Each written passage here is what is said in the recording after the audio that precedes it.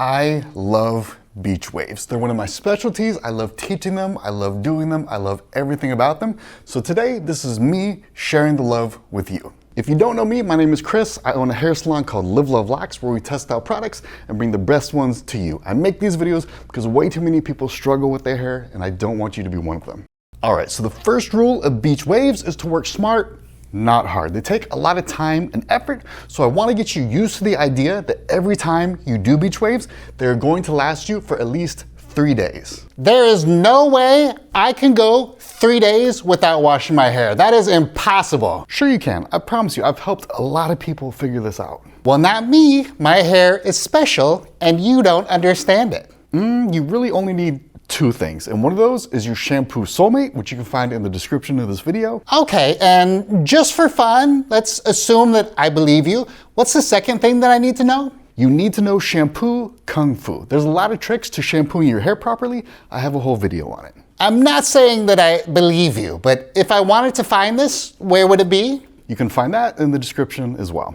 The first mistake a lot of people make when doing beach waves is they don't start with a smooth base. I had someone reply to one of my TikToks with a video of their own where they're showing me how they're curling their hair and they're saying, Chris, this looks terrible. The texture is so bad. There's no way this will last 3 days. It's impossible. But the problem was she let her hair air dry and it was all poofy and frizzy. It looked like Hermione from the first Harry Potter video, if you remember what she looked like. And here's the thing, nobody could have done good iron work on crazy hair. You need a nice smooth base. The smooth base makes the curls look a million times better and it makes them last much longer. If you have air dried frizzy hair and you try to cover it up with beach waves, they're not gonna last, they're not gonna look that good. You need your smooth base. The shape of your hair is determined by bonds in your hair. When your hair is wet, those bonds disappear and you can put the hair in whatever shape you want, and then when it dries again, the bonds reform and lock in that shape. That's why you can blow dry frizzy, crazy hair straight, because you pull it straight with a brush when it's wet, dry it in a shaped position,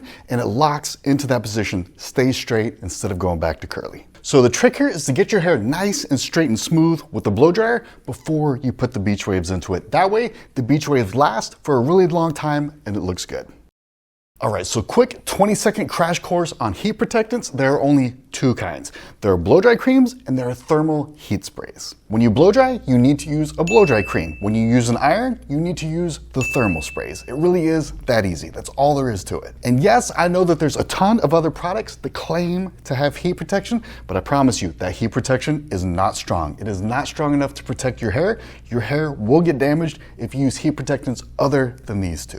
Since this video is about beach waves and you get them with an iron, we're going to be talking about the thermal sprays today. And somebody always wants to say, but my blow dry cream already has heat protection. Why would I need a thermal spray as well? because irons are twice as hot. Blow dryers are usually around 170 degrees, where irons are usually around 400. Okay, well then why am I using a blow dry cream if all I really need is a thermal styling spray? Because if you skip the blow dry cream, the texture of your blow dry is gonna be frizzy and all messy, and we just talked about how you need a smooth base, so you really can't skip that. Okay, I'll go along with all this, but I've got my eye on you.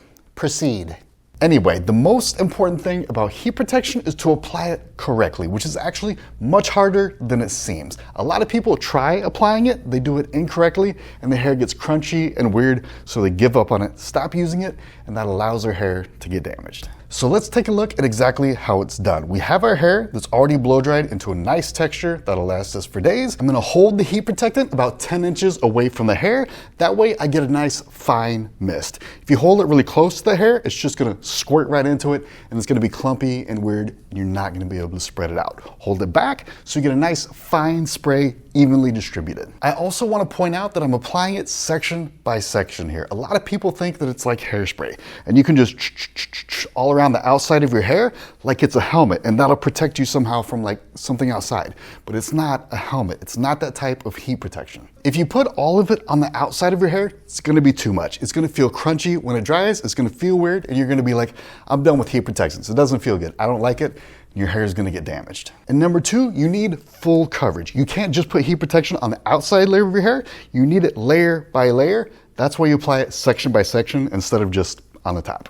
Let's say this is the length of your hair. You're gonna spray here and then spray here, and hopefully not get very much overlap. That's really all you need. If you go along the whole thing, it's gonna be way too much. You really only need one spray for about every 6 inches of hair. That's all you need. This next part is super important. You can't just leave the heat protectant on your hair. You have to brush it out. You wanna brush it out like 5 or 6 times, evenly spread it throughout your hair until you can't feel it anymore. The hair should feel completely normal. Maybe a tiny bit damp, but it shouldn't feel wet, it shouldn't feel crunchy. If it does, you use too much. I also highly recommend that you get a heat protectant with hold in it. That extra hold is gonna keep your beach waves from falling out. And remember, we need to get them to last 3 days. The extra hold is actually amazing. It's way better than a hairspray because this is completely weightless and it leaves that pristine texture of your hair. It's absolutely amazing. Try to use this instead of hairspray.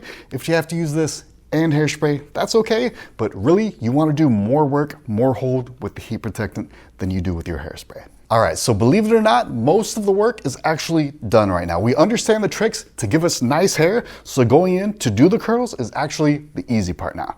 Let me show you how it goes. If I were you, I would totally start out with a wand because these things are so easy. All you have to do, hold it upside down, wrap your hair around it, and that's it. Very little skill, very little technique, but it still comes out absolutely amazing. I'll show you really quickly on a mannequin. All you have to do is this. Wrap the hair around the iron, hold the end. That's literally it. There's no rolling up or curling anything or anything like that. All you have to do is hold it still. And you'll notice that as you wrap the hair around the iron, it's going to kind of naturally twist as long as you don't let go. And that's actually a really, really good thing. Let me show you why. That twist that naturally happens basically turns your beach wave into a rope. If you've ever looked at a rope, you'll notice that they're always twisted. That twist gives it much more strength. And that's exactly what we're doing here with the curls. What happens when they're twisted is if one part of the curl starts to fall out, the other parts of the curl are twisted into it and they actually pick up the slack. They stop it from falling and they keep it all together so the curl lasts much longer instead of kind of falling out. And because that twist makes the beach waves so much stronger, you can leave the iron on your hair for less time. So basically that means you do beach waves faster and you can use less heat to get the same result. Wins all around. And speaking of how long you should leave your hair on the iron, a lot of people leave it on way too long because they're not using a technique that's actually this good. You never want to leave it on the iron for more than like 4 to 8 seconds. 8 is the absolute maximum. If you can't get your beach wave to hold in 4 to 8 seconds, it may be that you're using too big of sections. Really big sections take a long time to heat up.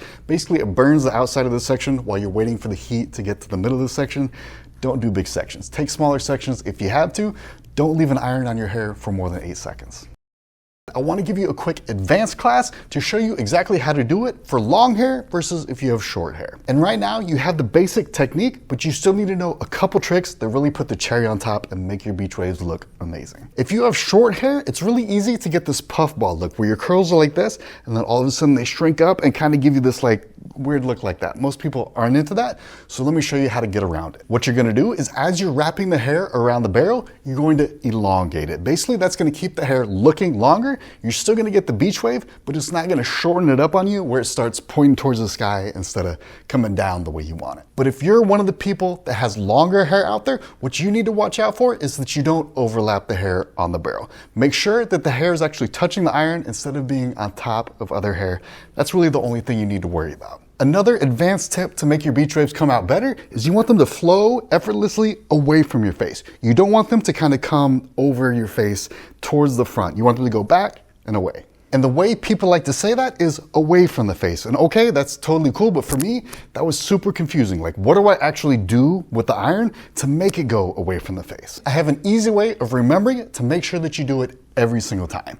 And the rule is that the hair always goes in front of the iron. So when I'm on this side, iron goes down, hair goes on the front, not on the back. Hair goes on the front of the iron. And then when I'm on this side, it's the exact same thing. Hair goes on the front, not on the back of the iron. Hair always goes on front. No matter which side you're on, hair goes in front. If you struggle with that, don't worry. Honestly, there's a lot of stylists that struggle with that too. But if you remember that rule, you won't have any problem with it. You'll get it right every single time. All right, and the final advanced class here is how you get the nice straight ends. You want to have a nice, sharp, straight end instead of like the frayed rope thing that kind of looks all over the place. The way I like to do this involves no heat, and I think it's kind of cool, so I want to show you.